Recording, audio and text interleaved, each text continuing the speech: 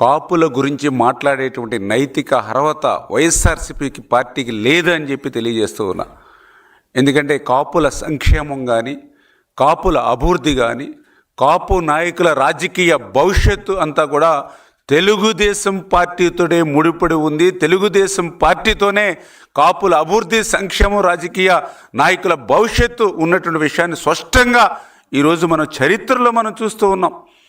ఎందుకంటే ఆంధ్రప్రదేశ్ చరిత్రలో మొదటిసారిగా ఒక బలిజ బిడ్డ రత్న సభాపతి గారిని ఒక ఉప సభాపతిగా ఇవ్వడం కానీ, ఒక పసుపులేటి బ్రహ్మయ్య గారు కానీ, రామచంద్రయ్య గారు కానీ, ఒక పాలకొండ రాయుడు గారు కానీ, ఇలా ఎంతోమందికి రాజకీయంగా ఉన్నత భవిష్యత్తు కల్పించడమే కాదు, ఆదికేశవుల నాయుడు గారు, చదలవాడ కృష్ణమూర్తి గారు, అత్యున్నతమైనటువంటి తిరుమల తిరుపతి వెంకటేశ్వర స్వామి చైర్మన్గా ఇచ్చినటువంటి ఘనత కూడా తెలుగుదేశం పార్టీది. అటువంటి తెలుగుదేశం పార్టీయే ఆంధ్రప్రదేశ్ రాష్ట్రంలో కాపుల చిరకాల కోరికైనటువంటి కాపు రిజర్వేషన్ ఇచ్చింది తెలుగుదేశం పార్టీ. కాపు కార్పొరేషన్ ఏర్పాటు చేసింది తెలుగుదేశం పార్టీ. ఆ రకంగా మరి తెలుగుదేశం పార్టీ కాపుల అభ్యున్నతి కోసం పాటుపడతాయి. అందులో ముఖ్యంగా ఆ రిజర్వేషన్ విషయంలో మనందరం కూడా చూసాం. బ్రిటిష్ వారి కాలం నుంచి కూడా కాపులకి రిజర్వేషన్ ఉంటే ఆ రోజు వచ్చినటువంటి నీలం సంజీవ రెడ్డి గారు ఆ కాపు రిజర్వేషన్ని రద్దు చేసినటువంటి పరిస్థితి. తరువాత దళిత బిడ్డ దామోదర సంజీవ్ గారు వచ్చి కాపులకి రిజర్వేషన్ ఇస్తే తర్వాత మళ్ళీ కాసు బ్రహ్మానందరెడ్డి గారు వచ్చి ఆ రిజర్వేషన్ని రద్దు చేసినటువంటి పరిస్థితి. మళ్ళీ తర్వాత సుదీర్ఘ కాలం తర్వాత మరి ఆ రోజు చంద్రబాబు నాయుడు గారు కాపులకి రిజర్వేషన్ ఇస్తే మళ్ళీ ఆ రిజర్వేషన్ రద్దు చేసింది జగన్మోహన్ రెడ్డి. చరిత్రలో కాపులకి అన్యాయం చేసింది ఆ రోజు నీలం సంజీవ్ రెడ్డి, కాసు బ్రహ్మానందరెడ్డి, ఈరోజు జగన్మోహన్ రెడ్డి.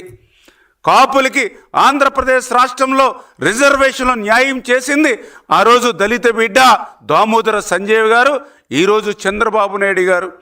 ఇంత క్లియర్గా చరిత్రలో కాపుల అభివృద్ధి, సంక్షేమం, మరి రాజకీయ నాయకుల భవిష్యత్తు తెలుగుదేశం పార్టీ ఆ రోజు ఎన్టీ రామారావు గారి దగ్గర నుంచి ఈరోజు చంద్రబాబు నాయుడు గారి వరకు కూడా రాష్ట్రంలో ప్రోత్సహిస్తూ ఉంటే, అటువంటి కాపుల పేరు చెప్పి మరి వాళ్ళ ఒక ఓటు వేసేటువంటి యంత్రాలుగానే మరి వైఎస్ఆర్సీపీ పార్టీ గుర్తిస్తున్నటువంటి పరిస్థితి చాలా చాలా శోచనీయం అని చెప్పి ఈ సందర్భంగా తెలియజేసుకుంటూ, మరి ఈరోజు చెప్తూ ఉన్నారు కాపు నాయకుడు అంబటి అని చెప్పి మేము అడుగుతూ ఉన్నాం.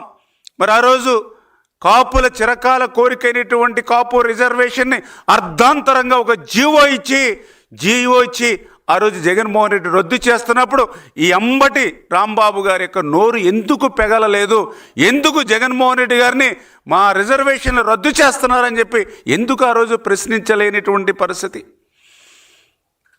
మరి మీ అందరికీ తెలుసు, స్వర్గీయ వంగవీటి మోహన్ రంగ, స్వర్గీయ వంగవీటి రాధ, వీరందరూ కూడా కాపు సంబంధించినటువంటి మరి ఒక దైవ స్వరూపులుగా ఈవేళ మరి కాపులందరూ కూడా, అదే పేదలు, బడుగు బలహీన వర్గాలు కూడా రంగా గారిని ఆదర్శంగా స్ఫూర్తిగా చూస్తూ ఉంటారు. అటువంటి వంగవీటి మోహన్ రంగ ఒక రౌడీ అని గౌతమ్ రెడ్డి ఆ రోజు సంబోధించి, అటువంటి వంగవీటి మోహన్ రంగ రౌడీగా ఉన్నప్పుడు అతన్ని చంపితే తప్పేంటన్నటువంటి గౌతమ్ రెడ్డికి ఆ మాట అన్న 6 నెలలకే ఫైబర్ గిడ్ చైర్మన్, రాష్ట్ర చైర్మన్ ఇచ్చి మరి సత్కరించి నీ జగన్మోహన్ రెడ్డి చేసినప్పుడు ఎందుకు ఈ అంబటి రాంబాబుకి నోరు పెగలలేదని అడుగుతూ ఉన్నాం. మరి ఇంత సాక్షాత్తు మనందరం కూడా ఒక నాయకుడిగా కొలిచేటువంటి వంగవీటి మోహన్ రంగా గారిని ఉద్దేశించే ఒక రౌడీ ఆయన చంపితే తప్పేంటని ప్రశ్నించినటువంటి గౌతమ్ రెడ్డికి ఫైబర్ గిడ్డి చైర్మన్ రాష్ట్ర పదవి ఇచ్చి మరి జగన్మోహన్ రెడ్డి గౌరవించాడని అంటే, ఈవేళ కాపుల పట్ల మరి కాపు సమాజం పట్ల జగన్మోహన్ రెడ్డికి ఉన్నటువంటి ఆ యొక్క మరి దగా మోసం, ఆ యొక్క సంక్షేమ అభివృద్ధితో పాటుగా కక్ష కూడా ఏ విధంగా ఉందనేది మనందరికీ కూడా అర్థమవుతున్నటువంటి పరిస్థితి అని చెప్పి తెలియజేసుకుంటూ, అదేవిధంగా ముద్రగడ పద్మనాభం గారు కూడా మరి ఈరోజు ఒక ఉత్తరం, నిజంగా వ్యక్తిగతంగా మాకు కూడా పద్మనాభం గారు అంటే గౌరవం ఉంది, కానీ ఆ గౌరవాన్ని తగ్గించుకునేటువంటి విధంగా, ఎందుకంటే ఆయన మొన్ననే ముద్రగడ పద్మనాభం అనే పేరు తీసేసి ముద్రగడ పద్మనాభరెడ్డి అని ఆయన పేరు పెట్టుకున్నారు. మరి పద్మనాభరెడ్డి అని పేరు పెట్టుకున్న తర్వాత మళ్ళీ కాపుల గురించి మాట్లాడడానికి మరి మనస్సు ఎట్లా, ఆయనకి అర్హత ఎట్లా ఉందో ఆయనే మనస్సాక్షిగా ఆలోచించుకోవాలని చెప్పేసి కూడా మీ ద్వారా కోరుకుంటూ, జగన్మోహన్ రెడ్డి గారి మెప్పు కోసం మీకున్నటువంటి వ్యక్తిగత ఇమేజ్ని, వ్యక్తిగత గౌరవాన్ని తగ్గించుకోవద్దని చెప్పి ముద్రగడ పద్మనాభం గారి కూడా ఈ సందర్భంగా మరి తెలియజేసుకుంటానని నేను చెప్పి మీ ద్వారా కూడా తెలియజేసుకుంటూ, మరి ఈ రకంగా మరి కులాల మధ్య చిచ్చు పెట్టేటువంటి విధంగా, కులాల్ని రెచ్చగొట్టేటువంటి విధంగా ఈరోజు వైఎస్ఆర్సీపీ ఏదైతే కార్డులు ఉపయోగిస్తూ ఉందో ఆలోచన చేయాలి ఈరోజు అందరూ కూడా. ఎందుకంటే ఆ రోజు అంబటి రాంబాబు గారు, మరి ఈరోజు నీతులు చెప్తున్నటువంటి వాళ్ళందరూ కూడా వైఎస్ఆర్సీపీ నాయకులు, మరి ఆ రోజు అంబటి రాంబాబు గారికి కూడా నీతులు చెప్పుంటే బాగుండేది. ఈరోజు వైఎస్ఆర్సీపీ నాయకులు ప్రెస్ మీట్స్ కానీ, అదేవిధంగా అంబటి రాంబాబు గారి ఆ కుటుంబ సభ్యులు కానీ మాట్లాడుతున్నటువంటి వాళ్ళు ఎవరైతే ఉన్నారో, ఆ రోజే సంఘటన జరిగినటువంటి రోజునే, ఆ రోజే అంబటి రాంబాబు గారికి ఈ నీతులయ్యో ఆయనకి చెప్పుంటే బాగుండేది.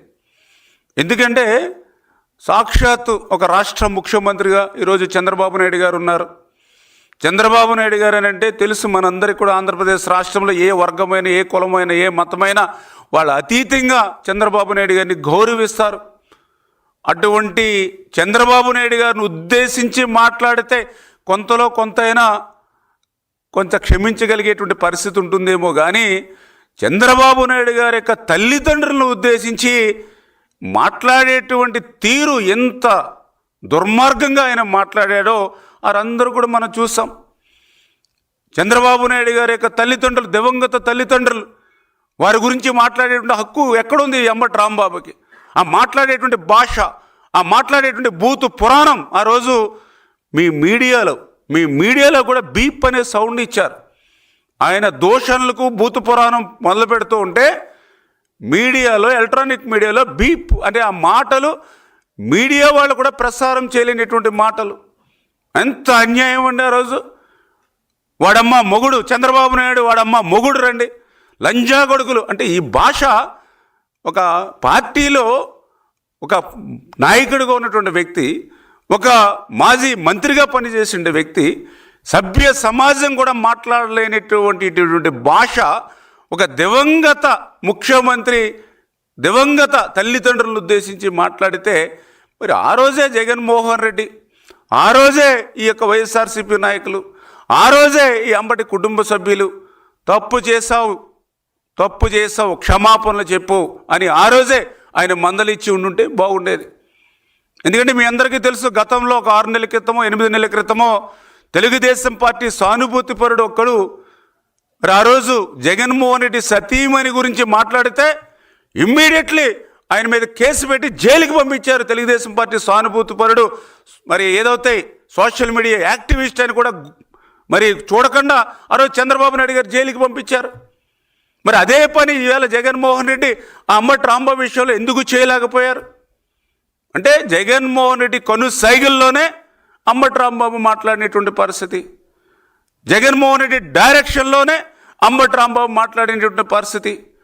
ఏదైతే తనకి అధికారం ఇచ్చినటువంటి 5 సంవత్సరాల్లో ఒక మైన్స్, లిక్కరు, మరి ఏదైతే విలువైనటువంటి భూములు, ల్యాండ్స్, మరి అదేవిధంగా శాండ్, ఇవన్నీ కూడా ఏ రకంగా అయితే కబ్జా చేసి, లూటీ చేసి, దోపిడీ చేశారో అవి సరిపోవన్నట్లుగా ఆఖరికి అత్యంత పవిత్రమైనటువంటి తిరుమల తిరుపతి వెంకటేశ్వర స్వామి వారికి సంబంధించినటువంటి లడ్డు ప్రసాదంలో కూడా మరి అక్కడ ఆవు లేదు, గేదె లేదు, పెరుగు లేదు, పాలు లేవు, వెన్న లేదు, కానీ కల్తీ నెయ్యి మాత్రమే ఉందని ఏదైతే సిట్ చెప్పిందో, 240 కోట్ల రూపాయలు ఏదైతే మరి కల్తీ నెయ్యిలో కుంభకోణం జరిగిందని సిట్ చెప్పిందో, దాని నుంచి డైవర్ట్ చేయడానికి అంబటి రాంబాబుని ఒక పావుగా జగన్మోహన్ రెడ్డి ఉపయోగించుకున్నటువంటి పరిస్థితిని ప్రజలందరూ కూడా గమనించాలని చెప్పి కోరుతూ ఉన్నాం.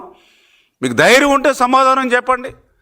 ఈవేళ నెయ్యి కావాలంటే వెన్న ఉండాలి, వెన్న కావాలంటే పెరుగు ఉండాలి, పెరుగు కావాలంటే పాలు ఉండాలి, పాలు కావాలంటే అక్కడ ఆవు ఉండాలి, గేదె ఉండాలి. ఎక్కడున్నాయండి ఇవన్నీ? మరి ఇవన్నీ ఏమీ లేకుండా నెయ్యి మాత్రం వచ్చిందంటున్నారు. అంటే మీరు ఎక్కడి నుంచి తయారు చేశారు ఈ నెయ్యిని? ఇది కల్తీ అని క్లియర్గా సిట్టిస్తే